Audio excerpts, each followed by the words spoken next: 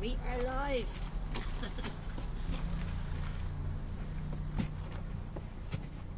Yeah. Oh, Jason. You think I'd be used to getting into these things because Bobby has one. Part two. I'm about to put my seatbelt on. I don't need to put my seatbelt on. Of course I have it. Part two. Part two, John. Oh, yeah. Super professional. Super professional. Oh, I have my sunglasses on. I'll take them off. Yeah. This is fantastic. Oh, what an evening. And it's a hive of activity out there now this evening in the Sands car park. Since I'm looking at the people going down there. I've gone in there like when the water's out like that and there's a wave, and that's a growler. Yeah. It's a growler. It's a long walk back when there's that easterly wind there. It's a growler. Oh jeez, both of us were down on the beach this morning at 5 o'clock, so it's been a long day. Lovely morning though. And you did the darkness into light this morning. Yeah. So we said, look, we'll do it both mornings, but we're going to do the the getting in for the dip and all that kind of like on the walk today, because tomorrow is going to be a bit of a write-off. Yeah. Wash out with the weather-wise. So we just wore t-shirts and all that because we could be down here tomorrow morning at 5:30 in the morning, and you'll have your big raincoat on and you won't see the t-shirts, and it's not going to be as nice. So we decided, we made a call yesterday. No, good idea to do it today, and there was a good other few groups down there this morning doing the same. So there was all different people doing their thing everywhere. Now it's nice. I think this morning for the dip was, and the bit of yoga, done the bit of yoga with Lee before, that was probably the nicest one. Yeah. I just did about 5-10 minutes and then just the warm up. Walk back up and leave all the proper hardcore the savage hardcore females yogis. to it. Just let them. So I know those yoga classes are great now. Like Jesus, I love them. And she's a good little crew down there. It's they're all getting after it. Yeah, everyone's on the buzz now. Now, about yourself. So, you're from Portmarnock? Yeah. It's Friday night. Yvonne's giving out. She's not happy. She's like, you're going to do a podcast. So I normally do wrestling. I normally do the wrestling run tonight. Right. So Yvonne is no glass of wine on the sofa. She's doing the wrestling run. Sure, look, you'll be back home by 7. Sorry, Yvonne, it's all my fault. It's actually not. It's the phone's fault, because I cut out in part 1 when we recorded. What was it, about a month ago? Yeah, like that, yeah. So anyway, from Portmarnock, born and bred, literally like steps away from us here. Sound. I grew up right next door to the Sands. So childhood, I mean, I think I said that the last time, like pretty privileged upbringing, like growing up, in a seaside community, very little crime or anything like that. It was literally like, and we often call it, myself and my friends or anybody that's grown up with mine, it's like a bubble. Yeah. Do you know what I mean? Like, and it really was back then. It was much smaller than what it is now. Everybody knew everybody kind of knows everybody now, but everybody knew everybody, and you knew all your neighbours, and you were in and out and playing on the road and all that, much like everywhere else. It was just a real safe place to grow up, and you don't realise it, I don't think, till you come out of your bubble. As you get a bit older. Like, I was 20 when I moved away first. I moved to Lanzarote, and it was only when I went outside of, like, that comfort zone, and I went on my own. I didn't know anybody. I went out for work, and I just realised, like, Jesus, people come from all different backgrounds of life. They're not all the same as you. No. And it opened my eyes, and it just made me appreciate where I'm from more as well. Like, growing up by the sea was just pretty amazing, just having it on your doorstep. Like, a lot of people say, oh, you're so lucky you live by the beach, and I know. Like, I understand that now. Do you know what I mean? Because not everybody does get to live by the sea or by the coast, or I just literally can walk out my door. I don't have to get into the car or anything like that. And when you grow up in that environment, you don't know. You don't know any different. Same as anything in life, really. You don't know any different. It's only when I went away and didn't live in places that were by the sea, and I was like, oh, now I have to get on a bus, or loved it. Have to say, loved it. And we're a real sea sport type of family. Like, I would have sailed all my life. My family are all like a sailing background, and swimming, and everything was like sailing and swimming. Like, I was always out on the water when I was a kid, Well used to it. Yeah, well used to it. Yeah. It is where, like, I grew up in Raheny, but my mum's house overlooks the coast road. You know, the James Rackham Road. Yeah. So I'm overlooking. I've Dollymount a walk, or like I don't have to get in the car to get there. We just walk the steps, cut into it. Yeah, I know them. Yeah. And then St Anne's had St Anne's beside growing up, so we best just park in Dublin. Best park in Dublin. So I lived in good. Clontarf for years because my mum's from Clontarf. Yeah. So I would have stayed out in Clontarf and stayed with my nana during the summer, and then I lived there up until a few years ago till we built out here in my nana's house, and St Anne's every day walking my dogs. I call it the Anns. Anyone, the Anns. And like now when I go up, like I meet me folks up there, like when I was younger it was like the pavilion, a playground, that was it. Now there's like the red stables, there's dog parks, there's you name it. I mean, when I was living there a few years ago, I lived there for 5 years before we moved back out here, and I was there every day, and every day I saw somewhere new in that park. Beautiful part of the North Dublin. It's savage. And then, so you grew up in Portmarnock, and then you lived in New York for a while. I did, yeah. So I lived in Lanzarote for nearly a year, say, and then I came home for a while, and then I moved out to like travelling around Asia and Australia, and I went straight from Australia to California. Nice. And I lived in San Francisco for a while. And like when I was growing up as a kid, so my parents we all travelled a lot when we were younger through my dad's work. Yeah. And we went out to America when I was about 6 for like a couple of months or whatever, and we were in California for a month, and like I just remember thinking, this is where I want to be when I'm older. I want to live in California. So anyway, I went out to San Francisco. I had a lot of friends living out there at the time, so I went over to them, and ended up getting, while I was away in Australia, my mum applied for the visa for me for the. She applied for the whole family, but I was over 18, so she applied for me separately, and I just somehow managed to get through to the next. So I had to leave San Francisco, come home to Ireland, do all my things in the US Embassy, and then I was like, oh, I'm not going to go back to San Francisco. You know, I think I'll try out New York. Didn't know anybody out in New York, bar one person. I had loads of family out there, but in the outskirts, like, you know, I'm like, oh, I'm not going living in the outskirts. I'm going to city. Manhattan. You know, I'm in my 20s now, like. So I stayed with my friend that I knew out there for 2 weeks, and like, you know, that was in 2003, and I ended up being out there for like 6 years.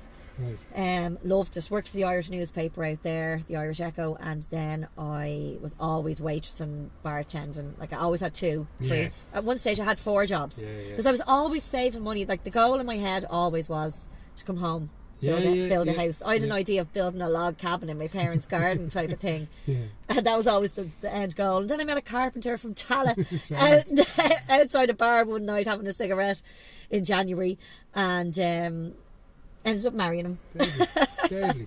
So he built our house. Deadly. And whereabouts in New York did you live? So I lived in Queens, in Astoria. Okay, yeah. So nice. I wanted to live in somewhere that wasn't Irish. Yeah. Because what's the point? Yeah. Do you know what I mean? Yeah. But I wanted somewhere that was close to all the Irish stuff if I wanted to be. Yes. And Astoria was perfect. Do you know what I mean? I loved Astoria. That's the name of our business now, Astoria Builders. Right. No, I love New York. Jesus. I mean, I spent my whole 20s there pretty much. Like, it was a great time. Myself and Yvonne were over there in 99 and came home in 2000. I worked there and same thing. Yeah. I was working in the building over there, but I knew I was over there. I was going to stay and I had my paperwork to stay. Yeah. Then Yvonne just missed her sisters. So I mean, Bobby was the same. But I'm glad. Like, I love Ireland. I love going away. Yeah. I love Ireland. Same here. I love it. Same here. I love it. And it's only ever since I actually had my own home, like my first home. Like I was always renting somewhere, and you know I have my own home now, say 6 years, and it's only since I actually had my own home that I love coming back home from holidays. I love going away, but I love coming home. No, same. And people said to me all my life in my 20s, you'll never come home. We'll never, you know, back then I was like, we'll never see you again. We might see you once a year. I was always like, no, I am going to come home. I love home. As much as I love all my travelling, I do love home. You know. No, Jesus, I'm mad to get away now. No, I'm sick of my house. Before I came out here, Yvonne's like, so she's booking flights, and she's like, I've Max's passport, I've Christian's passport, I've mine. I don't know where yours is. So bye bye. I'm like, there's going to be a queue because they've been closed. Oh, I'm like, okay, but you've booked this for a couple of months. I don't need, but I'm like panicking. So I need to find. Oh that no, over yeah, the Jesus! Oh my God! Like I couldn't even think of losing my passport. I need to find that over the weekend. It's not out of date or anything. No. Yeah, it's somewhere around. Yeah. So then you came back. Lived in Clontarf, got married. Lived in Clontarf for a while we were waiting on plan. Oh, the bloody recession hit, you know that. So, we got refused our planning. We got refused our planning twice. Then we couldn't get it. We finally got it. Fingal is hard to get planning for. It's a torture. Listen, they torture. Are. Yeah. Just give me money. Give me money, and we're gonna do nothing for you. Yeah. I mean, Jesus, if I told you how much it cost when you have to pay planning fees, like. When you build a house, okay? People think it's cheaper. It's I mean, look, it is because where I built, but like my friends down the country who build houses, they're like, what? When I tell them how much the council sent me a bill for, you know, for your road, your schools, your parks and all that, 34 grand. Yeah. My friend in Waterford paid 300 quid, and ours was 34 grand. Yeah, Fingal know how to charge. They know how to charge. They know how to charge. I'm still paying it off. Like, do you know what I mean? Like, it'll be a couple of years till I have it paid off, and I don't get the deeds of my house until it's paid off either. So technically, I don't have my house. But so that's what we did. We eventually got the planning. Couldn't get a mortgage. I was like, why did we move home to Ireland? Everything is just so boom, boom. Yeah. No. But you know, one of my friends said to me one time, never give up. No. Like, you've gotten so far. Don't give up. I was like, oh, absolutely. I kept thinking that in my head. Oh, let's just buy a house. No, don't give up. This is what you worked so hard for. You worked 4 jobs at one stage to pay for this, you know? So, anyway, we eventually got the mortgage. But we also, in between then, decided, feck it. We saved so much money when we lived in America. We didn't spend a penny of any of our wedding money. And we're 8 years here now at home. We've actually saved a lot of money. Yeah. Why don't we just say F them all, F the banks, and just start building? Bobby's a builder, like, you know. If we're going to if it takes us 20 years to build a house, we'll be mortgage free, whatever. So, you know, that's what we did. We started building the house. We got up to roof level. A guy from the bank came out and goes, oh, you got this far. Okay, let me just go back and look at, you know, crunch a few numbers. And they gave us a mortgage for what we kind of needed. But we only needed a really low mortgage at that stage. So, you know what? In all the years, the battles and the stress and the heartache that it caused us, it actually was a good thing in the end. Do you know what I mean? So. It's like anything in life. Like, anything is torturous. But then when you get through it, it's worthwhile. Yeah, exactly. And you have to keep that in your mind. When you're going through hell, don't stop and admire it. Just keep going. You know what I mean? Keep going. There's nothing to admire. No. Just keep getting through each day. Yeah, keep going. Yeah. So I mean, look, it was 8 or 9 years till we got to the point of moving into our first house, and then 3 weeks later, I gave birth to our first child as well. So it all happened at the same time, kind of, you know, getting the house built and then having a baby. So yeah, that was just our first few years moving home from America as well, and now we have. Well, I always say 3 babies at home, because people say to you, how many kids do you have? I say, 3 at home, 5-year-old, a 3-year-old and a 1-year-old or whatever. But there is another child that I did have, and that was Oisín, and I did touch on that with you the last time, and Oisín was stillborn. He was my second baby at 5 months, 3.5 weeks pregnant, and that was back in September, 28th September 2016. Kyla was about, what was she? Maybe 13 months old. Okay. So I got pregnant soon after I had her. So my first was that age anyway. And I went in for my scan on the 28th September. You know, my big scan. I was so excited. I was in work that day with my colleagues. And I was like, I have to leave early today because I'm going to see my baby on the big screen. Like, that is... Yeah. Like, I remember that. Like, I remember me being so excited that day. And I went off into the rotunda and I did a little Snapchat, you know, of me walking into the clinic. My, you know, your feet walking on the footpath into the hospital, and off to see my baby on it. And oh God, like, Jesus, what happened, you know, 10-15 minutes later is like the unthinkable. You know, it totally blindsided me. I was not never even crossed my mind. It happens to other people. It doesn't happen to me. You know? Yeah. And what happened was the sonographer put, you know, the gel on me, and, you know, 5 seconds later, Aoife, I'm very sorry, but your baby has no heartbeat. Like, Jesus. It's just... my life changed from the second she said those words to me. And I'm a different person now because of those words. Your baby has no heartbeat. And I just turned to Bobby and I was like, did she just say what I think she said? You know? And oh my God, like, just horrific, you know? Like, I just couldn't believe it. And I said it to the last time we had, like, 28th September 2016, 4:05 p.m. life changed, you know. And then he was born, Oisín was born on the 2nd of October. So a few days later, I had to, you know, give birth to him. And, you know, it was such a traumatic experience anyway, knowing that you, first of all, your baby has no heartbeat, and you have to go home that night and wake up the next day, and, you know, you're holding your stomach and you know, your baby, like. And what's going through your mind as a male? Like, we're all very, like, I can imagine being in Bobby's shoes because he's completely helpless. You know, what was in your mind? In my mind, well, just talking about where Bobby was. Bobby just went into protector mode. For me. You know, he's like, right, I need to be so fucking strong now, like, you know. And he wouldn't have grieved the same way I did because, like, yes, it's his baby, but the connection was inside me, and I had to go through all that torture. And, like, I was in shock, John. Like, I was probably in shock for 6 months. Realistically looking back, shock, disbelief. I was diagnosed with post-traumatic stress disorder, you know, much later on. But like, what was going through my head? Jesus, like, this can't happen to me. I've made all these plans for this baby. I've thought of, like, there's only going to be 18 months between Kyla and Oisín. I didn't know it was going to be a boy at the time, and I was like, I'd made all the plans and where we were going to go on holidays. You know, everything was planned for the next 2 years. I'm a serial planner. And those plans being gone out the window and being changed totally, you know,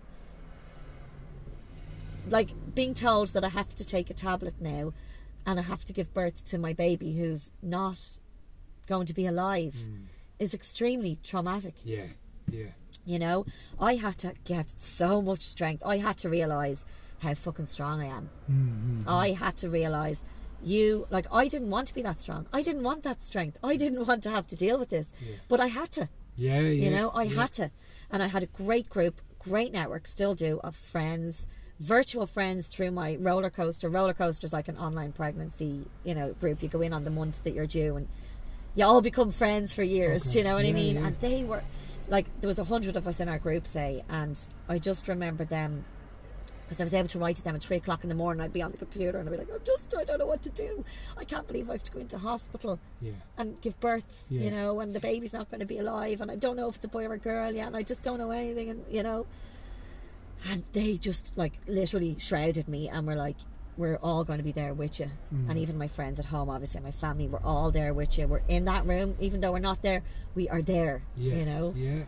So I just remember I didn't want to take the tablet straight away. I was like, you know, my doctor is amazing in the Rotunda, Dr. Rishi. I'd already been through an ectopic pregnancy before I had my daughter with him, with this doctor, and then he, you know, delivered my other daughter, my daughter Kyla, and now I was going to him with Oisín, and I just totally trusted him, and he was like, I'm technically you're supposed to take this now, and then you'll go into labour within 48 hours, and then you come back in. And I was like, I'm not ready. He goes, go home and take it when you want to take it. And I didn't want to take it. I didn't take it for 2 days. I had to process. I can't just, if somebody asks me to do something on the spot like that, you know, when it's a life-changing thing, I was not ready. It was 2 days later, I woke up and I was like, right, today's the day. And Jesus, like, taking that tablet and that glass of water, like, I remember it like it was clear as day, pouring that glass of water from the tap, knowing that I have to take a tablet to bring on labour to give birth to my baby that's not going to be alive. And I knew that day when I took the tablet and I went for a walk along the coast there with my daughter, and I sat on a chair. I was telling you about it, called Oisín's Bench. It's unofficial Oisín's Bench. Sat there for 2 hours just holding Kyla, holding my belly, just talking to the sea, talking to the wind, and just looking at, because it overlooks all that bench. And I was like, just give me the strength. Even I was talking to Oisín at the time, I was talking to my daughter, I was like, just even my nana, all my grandparents, whatever, I need everybody to give me this strength to get through the next few days. Because you're also in the back of your head knowing what's to come. And what's to come is you have to go into hospital and pack a bag. But you're not packing baby clothes, you're not packing the nappies, you're not packing the Sudocrem or anything like that. You are literally just packing a night dress for yourself. That's all you need. And a toothbrush. To go into a maternity hospital to give birth to a baby. And then you're seeing other people going in. Absolutely. It's crushing. It is crushing. I couldn't even look. I couldn't even look. I had to just look at the ground. And I remember walking out of that hospital that day, hand in hand with Bobby, after being told that. And, you know, you just think, all these people walking in, and then you see, and I know you see people outside smoking and they're heavily pregnant, and that's not their fault, that's just their own thing, but you just see all these things, and you're angry, and you're sad, you're angry, you're sad, everything. you're distraught, you hate the world, you're like, why? Look, I've walked through that street and I just didn't know what was going on. I was in another planet. But I ended up going into labour at about 5 o'clock in the morning on a Sunday, and very quiet in the maternity hospitals on a Sunday. And when I went in, and anyway, excuse me, that was the 2nd of October, and I gave birth to him at 11 o'clock that morning in a private room. You know, no screaming baby, there was no screams out of me really with the labour. They gave me lots of drugs, and it was just a very strange, sad birth. You know? And the emotions that you go through are just, I mean, it's just so hard to describe it, like, you know. Like, I literally, as I said, I was in shock for 6 months. I knew I had so much that I had to deal with in those days, you know, in the hospital, and having to prepare a funeral. You know? Like, do I get my baby cremated? Do I buy a burial plot? I'm too young to buy a plot, and I don't want him being in a grave on his own, and I don't want him going in with my grandparents, you know. I want him to be with me. So I chose to get him cremated, and I said what'll happen is when either myself or Bobby go, he'll be put in with us. Brilliant. You know? Brilliant. And I loved that idea, and I actually wear a bit of him around me. I have a bit of his ashes in this, and I have, it's like a necklace urn thing, and then I have his name and his date of birth. So I wear that around me, so he's always on my heart. You know, inside and outside. And it was just, you know, like it, you know, that was nearly 5 years ago now, and it's with me every day. But I lit the life I love life. I've always loved life. And after I lost Oisín, I didn't want to start hating life. I wanted to continue loving life. And I didn't want to turn out to be a bitter person or an angry person or just see the world in a negative light. I wanted to continue being me, but stronger. So within 3 weeks, I was, you know, going to counselling. I was doing everything that I needed to do to make me better, Because if I'm not the better person in my family, if I'm not the one that's being strong, the whole family is going to crash and burn. It passes, that trauma passes down. We know that. You know, we know what the my crack marriage is could end. I might not have more kids. It might, you know, myself and my husband might break up, and we might, you know, bring up our kids in a single parent family. Not that there's anything wrong with that, but that's not what I wanted to work on myself. So I did. I worked on myself, and I was always very good at working on myself anyway, so I just carried it along, and I just took the strength from Oisín, like the life that he did not get to live. I'm living 2 lives now. I'm living the life that I've always loved, but I'm double living it for Oisín. And every day I wake up and I say that to myself, and every day when I go to bed, and every day, every moment of my life, I think to myself, I'm a strong person, and I'm even stronger now because Oisín is here. He's in, like, his soul, he might not be here, but his soul is inside me, and I'm living a double life because of that. You know, and I live life to the max. I want to love life and live life and laugh every day, because we're only here for a short time. You know, I listened to that podcast, and I don't know if you got to listen to it the last time when I was telling you about it. It was the Georgie Crawford one, and I still can't remember your man's name, but he's a real top sports guy. He was a boxing coach. He's written a book. Brendan Ingle. No, but anyway, Georgie Crawford interviewed him, and his thing was, he's an inspiring person type guy. You know, we only are 600 months on Earth. 900 months, sorry, 900 months, but we sleep 300. So you've only got 600 months. When you break down life into months, 600 isn't a lot, you know, considering you. So I was like, wow, that's actually really, you know, it's a good thought process to have, because I just want to get everything I can out of life and out of every day here. You know, so if I'm getting up, people say, how do you get up at 5 o'clock in the morning? Oh my God. I'm like, it's easy. Do you, like, people are like, I love watching your videos. That's why I get up at 5 in the morning. Look what's on my doorstep. It's the best start to the day. And I'm like, I explained to you about that Martello Tower. When I look at it, and when I get little reminders around the place, and I find a lot of people down in the shelters in the morning, we're very similar. You know, we all have our little stories, and we're all there because I'm getting busy living. Because I know people that are struggling, I know people that have taken their own lives, and we all do. But it's like, we are the lucky ones. I can be down there at 5:30 in the morning and getting in the sea. We are like, every time I'm down there, I'm like, I don't know who I'm saying thank you to. I say, fucking thanks. Oh my God, absolutely. Thank you. You know what I mean? Because like, we are the lucky ones. Our community down there, we are all from different backgrounds and different ways of life, but we're the like that attracts like. We're just this community where we all just have the same outlook on life. And people have come down, and I've met people down there who've, you know yourself, who are recovering drug addicts or who are suffering from depression, and they want to get out of it. Or they've had a trauma in their life, and they've dealt. And then there's people who've had nothing. They just, you know, you don't have to have a trauma or be depression or an ex-drug addict or whatever. But there's a reason why you're down there, and it's because you want something better out of life. You want to have a better life. You want to be a better person, and you want to enjoy and just live in the present.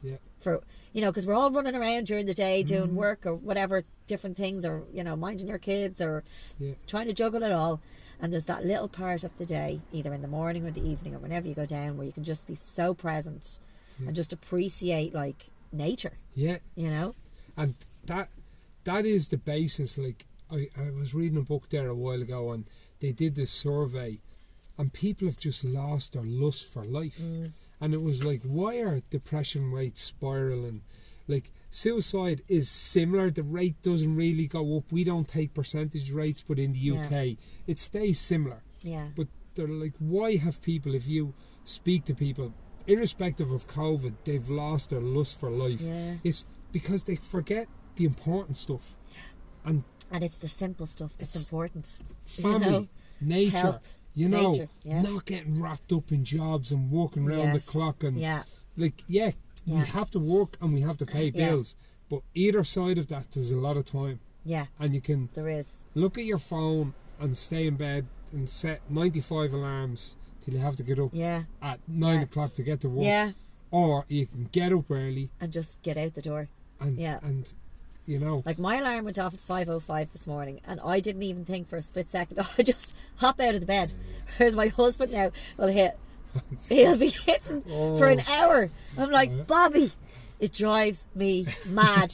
I'm like, just get up and get out and don't waste time. Yvonne is like setting 5 alarms. And the first one goes off, and I said to her, I'm not fucking doing this morning. We're getting up on the fucking first, and she's like, she didn't speak to me all the way across. She's not a morning person. But then she loves it when she gets there. I know. She loves it when she gets there. And I used to be a morning person.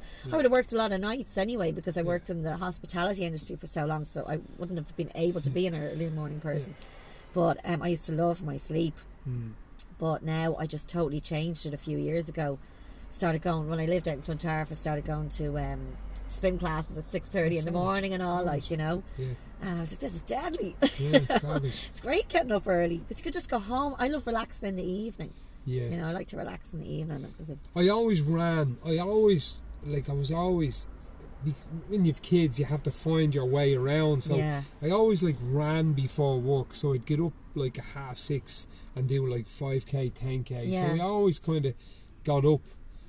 But now it's just the swim. It's not as mad intense, but hopefully when jiu-jitsu starts again, I used to do it at 6:30 in the morning in SPG Charlestown. So they're saying July, so which is cool. But I'm kind of working it in here. It's like Monday, Wednesday, but I'm saying, okay, I'm going to be down there Tuesday, Thursday. Then You work around it. Work me day. Like it's our life now. Yes. Do you know what I mean? And it's like I always swam, but mostly weekends. Like I'd hit the Captains and Skerry springboards. Okay. You know, or High Rock in summertime. Love High Rock in summer. But now, kind of during the winter, with the shelters and the way it's been, it's kind of like you wouldn't last a half an hour up on High Rock. Yeah, it's the wind that cuts you in two. Cut you in two. Yeah, the shelters. I tell you, they're a godsend down there. Whoever built them 100 years ago, thank you. Yeah, thanks. And the community we have down there, like I know ex-prisoners, I know ex-guards, I know current guards, I know people suffering overcoming depression, like you said, drug addiction, all types, and they're just down there. Yeah. And they're all good people. Solid people. Great people. Like, you know? and like I spoke to you about this before.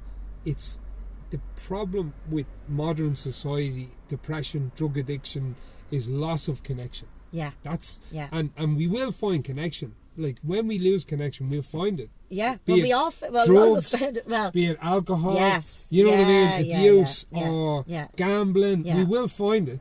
Or with people. Human connection. And that's what we need more of. And that's what I love. And that's, you know, like I love the fact that I can just walk down out the door and 2 minutes later I'm down there, and I know I can walk down there pretty much any time of the day and I'll know somebody. You know? But going back to I'm doing this course online at the moment. It's a free course with the Royal College of Surgeons. It's called the Science Behind Health and Happiness. Okay. And the two words there, health and happiness. Yeah. Like they're intermarried. Do you know what I mean? Yeah. And it's such an interesting course. I'm only halfway through it. They've had over 20,000 people sign up to it. Savage. And that's what your man said at halfway through the course. I can only imagine that towards the end of the course they had even more, because you could do it all online. It's not live or anything like that. Like you could still go on and do it now. But it is so interesting, and it's all common sense. But it's all scientific studies that have been done, and it all explains about human connection, community. Yeah. And they did studies on places in the world where people live the longest. And there was like a place in America, Greece, Sardinia, Japan was one of them, a few other places around the world, and they have the most amount of like centurions. Yeah, over 100. Over 100. Yeah. Centurion the right word? Or is that like a... No, centurion. Yeah. Anyway, really interesting stuff, because they did studies on the communities. And so say what they said was their diet. Yeah. Eating a healthy diet where there's not much meat in the diet, but a lot of vegetables and fish. Okay. Potatoes. So diet... there was no focus on retirement, they found. If you're a plumber at 18, you're a plumber at 80. So you're not focusing on, I'm going to retire at 65 and then I'm going to, and I'm going to save all this money and retire at 65. You don't retire as much. You might slow down and work. Obviously. People look after the elders in their community, and they have a lot of community. And the other thing they said was, there was very little people using cars. People walking everywhere was their exercise, like going to the shops and carrying your stuffed bags would have been your weight training. Do you know what I mean? Farmers' carries, and growing your own vegetables and your own stuff. They were like the major things in it. And one of them was, the one in Italy was, everybody had a glass of wine every day. So just these different things, but none of it. Moderation in everything, absolutely. Moderation in your diet. But human connection is appearing to be one of the number one things that makes people happy. And I think we've seen that. Like, I know it's been a really tough and challenging year for so many, and it has been for me in some ways, but in other ways, like I've like I started the sea swimming in January 2020, the winter sea swimming. I woke up and I was like, right, January 2020, I'm going to start sea swimming. And then March, you know, COVID hit and all that, and then it was just myself and Derek. We were the only two people down at the beach in the morning. Then as the weeks, you know, May came around, and it was just like, you know, more and more people coming down just to watch the sunrise, because they just wanted to get out of their houses. There was literally nothing else to do but to get up and watch the sunrise. And isn't that a nice feeling that I've nothing else to do on my day but go and watch the sunrise? That's great. Do you know what I mean? It's a beautiful start to the day, and it'll totally inspire you. And more and more people were coming down, and then other people were like, they were watching a few of us swimming. Oh, sure, look, I'll join you. And then it just got bigger and bigger and bigger. And lots of little, like, there's lots of little different groups of people, and but we're all kind of one big community, and it's just great. Like, I love that side of it. Yeah, no, like, I do I've always felt connected to nature and humans anyway, but even more so now. Like, I don't even, like, if I didn't get up at 5 or 6 in the morning, my day is just like, I'm like a lunatic. You know? Yeah, no, I need it now. Even like, I trained before COVID, so I was meeting lads in the morning, and we start training at 6:30, and I finish at 7:30, and I go to work. So I'm always chasing that buzz in the morning. And if I don't do it in the morning, I'm dropping kids training, and then I'm like, you're like a bull. Fucking traffic. And whereas if I train, or if I sea swim or whatever, it's just it's a good start to the day. You're in a better mind frame. Endorphins, dopamine going. Everyone needs that, you know. But it's like down there this morning, and I've reconnected with people that I haven't seen in years. Like Paul Irwin. I used to go to Mark, his brother Mark was in my class in school. Robert McNamee, just there's tons of them down there, and other people I haven't seen in a few years. But like, it was 6:15 this morning. Paul had the music on. There's about 20 people dancing. 6:15, and the sun is up. I know. And singing. And where did you get it? Like, you know. Sure. I mean, look, geez, we've had some good times. Like, do you know what I mean? Like, we were just thinking last year, a couple of the girls that came down, you know, they started the sea swimming then. I have found, and I've become really good friends with, you know, a lot of these girls, and I found out a month ago that one of them is actually my cousin. We found out that we're actually related, we're cousins. And then she goes, and you know, such and such, there's an older couple that come down. Do you know Mary and Billy? Yes. She's my cousin now. She was like, so Mary's my eldest first cousin, so she's your cousin as well. I was like, for Christ's sake. Like, but I would never have known or connected, you know, with her side of the family, and now we're going to go to the next family reunion and all that. Like, it's just mad. I've connected with other people as well, like, you know, that I lost contact with or I hadn't seen in years, and you just realise how small Dublin is, or Ireland, but Dublin and North County Dublin, everybody knows everybody that knows somebody, that, you know what I mean? It's mad, like. You wouldn't get it. Even people like message me from like a few lads that are from Portmarnock but they live abroad, and they're like, what's going on down there? It looks whopper. You know, what's going on? It's like, it's just steady. It's life. People just getting after it, enjoying life, you know. My brother came home at Christmas, and he lives in Switzerland. I was telling you that before. And he's a real outdoors guy, like up in the mountains in Switzerland, and he's a runner anyway, like he's a Irish athlete. I checked him out since I was did you? Yeah, he doesn't know your brother. I asked him actually. No, Brian doesn't know. And then I was like, he ran with Raheny Shamrocks. Me and Yvonne used to run with Raheny Shamrocks. Look, Dara was big in Raheny Shamrocks. No, he's very good. He was like far above us. No, he's a 400 metre runner and a miler. Is he 1500? 1500 miler. Yeah. Is that sorry? Woo, over the head there. Serious runner now. Like, he would have, you know, competed for Ireland and all. But anyway, me and him would be very alike. As in, I'm not a runner now, but we're very alike personality wise. We love the buzz and going chatting to people and networking and having the crack, like, you know, and just getting up to all kinds of madness. And he came down and he was like, he didn't want to go home, like, but he was like, well, this is home, I guess. But he was like, Switzerland is way more crack than Ireland at the moment. Like, you know, it's usually boring as hell, but they didn't have lockdowns or anything like that. But he couldn't believe the vibe down on the beach. Like, he was just like, this is brilliant. Like, we're going body. I was like, come on, get up. We're going bodyboarding 6 o'clock in the morning. Oh, great fun. No, it's good crack. It is. We're blessed, you know. And like, I have to drive about 20 minutes to get here, and sometimes I'm going, oh jeez, we could really like buy a smaller house and move to Portland. And then I think of Yvonne's family in New York, that when we go to the beach we're driving for 2.5 hours. I know. You know? Oh my so God, I'm kind of I going, know. and it's not even a 2.5 hour like Galway length of drive. It's way shorter. It's just the traffic. It's the traffic. You know what I mean? And the bloody traffic lights all over the place now. It's the traffic. So really, me 20 minutes. It's nothing. I shouldn't be giving nothing. out. You know what I mean? I shouldn't be moaning out, you know. But I think the weather's to turn tomorrow, but I'm going to go in the morning. Yeah, I'm going to go in the morning anyway, like for the darkness into light. But at 2 o'clock in the morning, the rain is going to be bouncing off the windows. It's very unfortunate because we had a lovely day for darkness into light last year, and we had a lovely morning this morning. But look, it is what it is.